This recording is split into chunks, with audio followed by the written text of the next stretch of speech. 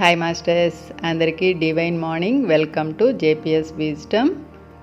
నిన్న మన స్వాధ్యాయ యోగాలో అద్భుతమైన గ్రంథరాజ్యంని స్టార్ట్ చేసుకున్నాం.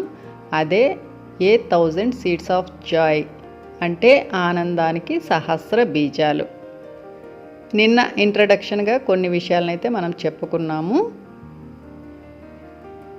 ఈరోజు నుంచి మనము ఎపిసోడ్స్ స్టార్ట్ చేసుకున్నాం మాస్టర్స్. అయితే ముందుగా ఇక్కడ ఒక మహాదేవి మంత్రాన్ని అయితే ఇచ్చారు. అయితే నాకు తెలిసినంత వరకు మంత్రాలు అంటే అవి ఒక అద్భుతమైన శబ్దాలు మాస్టర్స్. ఏదైతే మన థ్రోట్ చక్రా నుంచి వచ్చేటువంటి ఆ ప్యూర్ ఉచ్చారణ ద్వారా వచ్చేటువంటి శబ్దం, ఈ శబ్దం అనేది ఎప్పుడైతే ప్యూరిటీగా బయటికి వస్తుందో దాని ద్వారా ఆ చుట్టుపక్కల ఉండేటువంటి ఆ నెగిటివిటీ అంతా కూడా పాజిటివిటీగా మారిపోతుంది మాస్టర్స్. అయితే ఇది కేవలం భూలోకానికి సంబంధించింది మాత్రమే, ప్రాపంచికమైన పరిశుద్ధతకు మాత్రమే ఈ మంత్రాలు అనేది ఉపయోగపడతాయి మాస్టర్స్. ఇదైతే నాకు తెలిసింది. కానీ ఆధ్యాత్మిక ఎదుగుదలకైతే మాత్రం ఈ మంత్రాల వల్ల మనకి ఎటువంటి ఉపయోగం అయితే ఉండదు మాస్టర్స్. ఎందుకంటే ఇవి కేవలం భూలోకానికి సంబంధించినవి మాత్రమే. అయితే ఇప్పుడు మనము ఈ మహాదేవి మంత్రాన్ని ఒకసారి చెప్పుకున్నాం.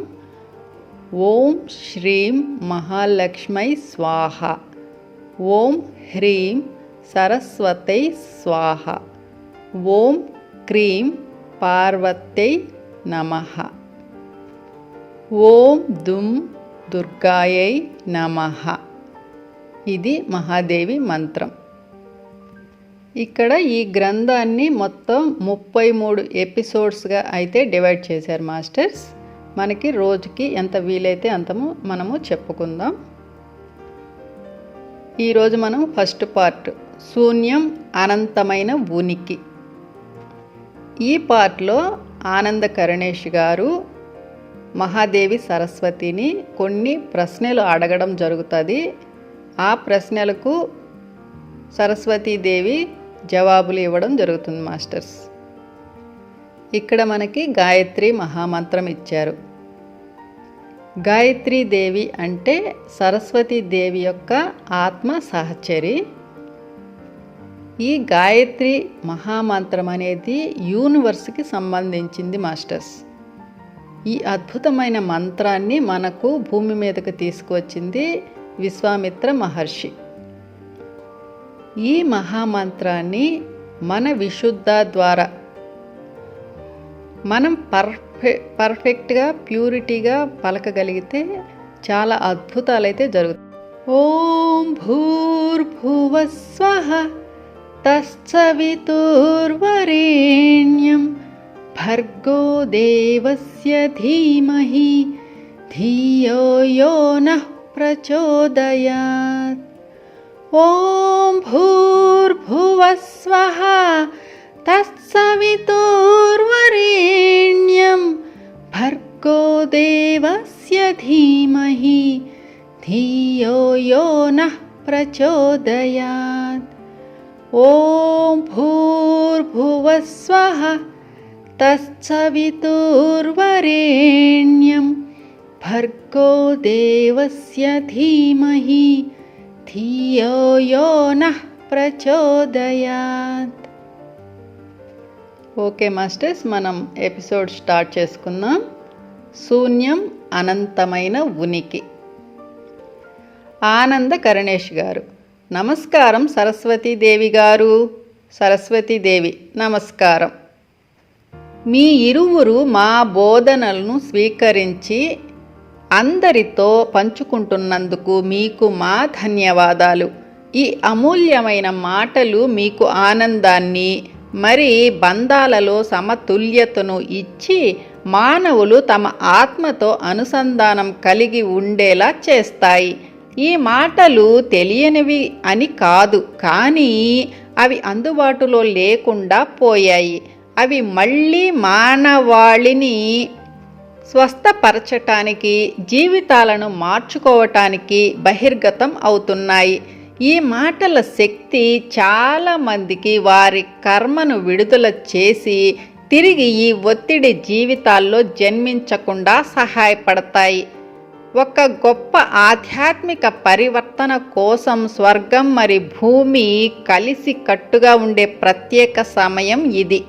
నేను, లక్ష్మీదేవి మరి ఇతర ఉన్నత తలాలకు చెందిన దేవతలు కలిసి భూమి మీద నివసించే జీవులను స్వస్థపరచడానికి ఈ భూమి చుట్టూ పెద్ద వలయంలా పట్టుకొని ఉన్నాం.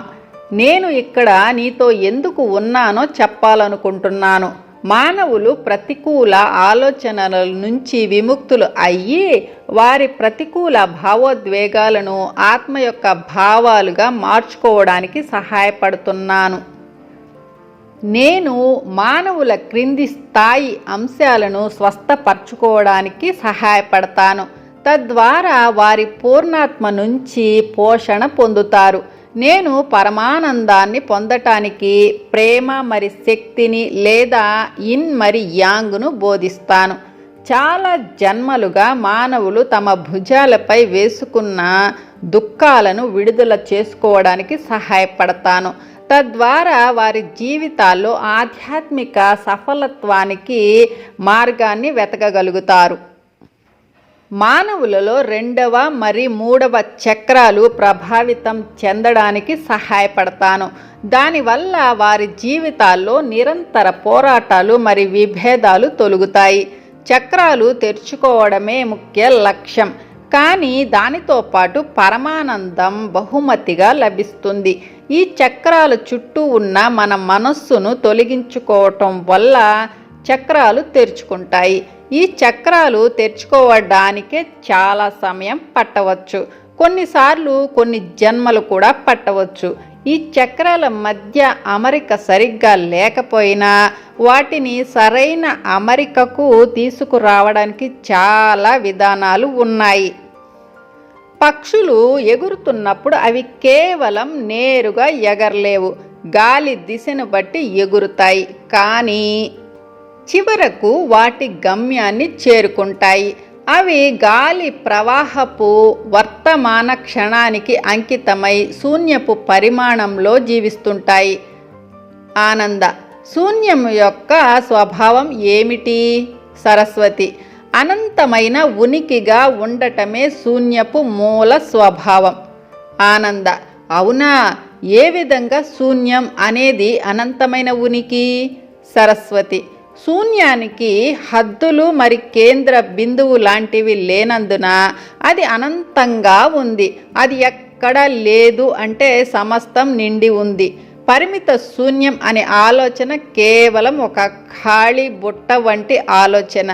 మనం మాట్లాడుకుంటున్న ఈ శూన్యత అనేది మీకు తెలిసిన అన్నింటిలో ఉండే శూన్యత.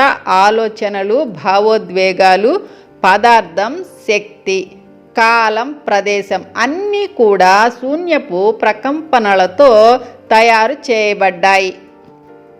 దివ్యత్వం పొందిన వారు, దేవతలు మరి దేవుళ్ళు ఎల్లప్పుడూ ఈ శూన్యంలోకి ఎగురుతూ ఉన్నారు. ఈ శూన్యంలో అందరూ మరి ప్రతిదీ విడదీయలేనటువంటి పరిపూర్ణతగా అనుభూతి చెందుతారు. ఆనంద. ఈ విషయం నేను ఆది భౌతికతలా అర్థం చేసుకున్నప్పటికీ సాధారణ తర్క బుద్ధితో ఆలోచించినప్పుడు అర్థం కావడం లేదు. ప్రతి దానిలో ఉన్న ఈ శూన్యతను ఉనికి రూపంలో ఎలా అనుభూతి చెందవచ్చు? సరస్వతి. ఈ స్థితిని మాటల్లో చెప్పడానికి కుదరదు.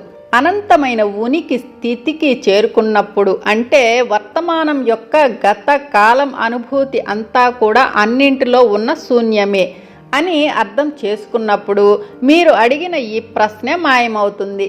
ఎన్ని లక్షల సార్లు ఈ ఉనికిని అనుభూతి చెందినప్పటికీ ప్రతిసారి ఇది కొత్తగానే అనిపిస్తుంది. ఇది శూన్యత యొక్క అద్భుతమైన అంశం. శూన్యతకు తనదైన స్వభావం లేదా మనస్సు అనేది ఉండదు. ఇందులో నేను, ఇతరులు లేదు. ఖాళీ వంటి వాటికి చోటు లేదు. అన్ని విషయాలు సహా ఆధారితంగా జరుగుతున్నాయని, వ్యక్తిగతంగా ఏమీ ఉండదు అని స్వయంగా తెలుసుకున్నప్పుడే ఆ వ్యక్తి శూన్య స్థితిలోకి ప్రవేశిస్తాడు. ఈ శూన్య స్థితి అనేది మన మనస్సు నిరంతరం మరణిస్తూ అనంతంలోకి విస్తరిస్తూ, అంటే నేను అనేది లేకుండా నిరాకారంగా సమయానికి అతీతంగా ఉంటుంది. ఆనంద అంటే శూన్యత అనేది మరణిస్తున్నట్లే సరస్వతి. ఇది మరణానికి మరి జీవించడానికి అతీతంగా ఉంటుంది అని కూడా అనవచ్చు. ఈ స్థితిని దివ్య జ్ఞాన ప్రకాశం పొందిన వారు వివిధ పేర్లతో చెప్తుంటారు. కొంతమంది దీన్ని జీవనం, ఉనికి, ఎరుక, జాగరూకత, సజీవం, సంపూర్ణత, వెలుగు, సత్యం, స్వచ్ఛత, మరి దివ్య జ్ఞానం అంటారు. మరికొంతమంది చావు, మరణించటం, విరమణ, శూన్యంలో కలిసిపోవడం లేదా శూన్యత, అశాశ్వతం, మనస్సు లేని స్థితి, అహం లేని స్థితి, సమాధి స్థితి, మరి నిర్వాణం అని కూడా అంటారు. ఈ స్థితిని వివరించటానికి ఒక మాట అనేది లేదు, కానీ ఈ స్థితి మన మనస్సుకి తెలిసిన అన్ని స్థితులను మించి ఉంటుంది.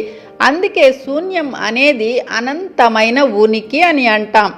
ఆత్మలు మరి విశ్వాలు అన్నీ పరమానందం బద్దలై శూన్యత నుంచి జన్మించాయి. ఇది సాధారణ ఆనందం కాదు, ఇది శూన్యత నిండి ఉన్న పరమానందం. ఇది సమస్త సృష్టికి కారణం. ఎందుకంటే మనస్సు ఎల్లప్పుడూ ఆలోచనలతోనూ మరి భావోద్వేగాలతోనూ నిండి ఉంటుంది. కేవలం ఆలోచన రహిత మనస్సు మాత్రమే ఈ పరమానందాన్ని అనుభూతి చెందగలదు. ఆనంద సాధారణ ఆనందానికి మరి ఆనంద మూలానికి ఉన్న వ్యత్యాసం ఏమిటి? సరస్వతి మనస్సు మరి శరీరం యొక్క సాధారణ ఆనందంలా కాకుండా ఆనంద మూలం అపరిమితంగా ఉండి సమస్త విశ్వం కన్నా ముందు మొదలైంది. అది శూన్యం నుంచి ఉద్భవించిన మీ పూర్ణాత్మతో సహా అన్ని దివ్యత్వ జీవుల్లో అనంతంగా ఉంటుంది. ఈ దివ్యత్వపు జీవుల నుంచి వ్యక్తిగత ఆత్మలు పుట్టినప్పుడు ఆనందం, సమృద్ధి, ప్రేమ, కృతజ్ఞత, కరుణ, స్వేచ్ఛ, ప్రశాంతత, క్షమాగుణం మొదలైన అన్ని ఆత్మ భావాలతో ఆనందంగా ఉంటుంది. ఈ పరమానందం మనలో ఉన్నప్పుడు జీవితాన్ని వ్యక్తపరచలేనంత సంపూర్ణ అనుభూతిగా అనుభవించగలం. ధ్యానం మరి ఇతర ఆత్మ భావాలతో సాధారణ సందర్భాలు కూడా పరమానందానికి మార్గం అవుతాయి. ఆనంద మూలంతో ప్రేమ అనేది ఏ విధమైన సంబంధాన్ని కలిగి ఉంటుంది? సరస్వతి ప్రేమ అన్నది శూన్యత లేని తలం నుంచి అనంతమైన శూన్యానికి ప్రవహించే ఆనంద మూలం. ఎటువంటి కారణాలు, ఎటువంటి షరతులు లేకుండా శూన్యత లేని తలాల్లో ఆనంద మూలం ప్రవహించినప్పుడు అది ప్రేమగా అనుభూతి చెందగలదు. సముద్రమంత ఆనంద మూలం అనేది అనంతమైన శూన్యత్వపు లోతుల నుంచి ఆకార మరి వికార నిరాకార స్వర్గానికి, ఆపై ఆకారం మరి సాంద్రత కలిగిన భౌతిక తలాలకి విస్తరించినప్పుడు వివిధ రంగుల ప్రత్యక్షీకరణ జరిగి ఆత్మభావాలుగా అనుభూతి చెందుతారు. ఆనంద ఓహో, ఆత్మభావన అంటే ఏమిటి? సరస్వతి తన అహాన్ని కరిగించి తన ఆత్మ యొక్క ఎరుకను పెంచుకునే భావనే ఆత్మభావన. మనల్ని మన మనస్సు యొక్క పరిమితుల్లో ఇరికించే భావోద్వేగాల వలె కాకుండా ఆత్మభావాలు అనేవి మన ఆత్మ యొక్క అనంతంలోకి మనల్ని విస్తరింపచేస్తాయి.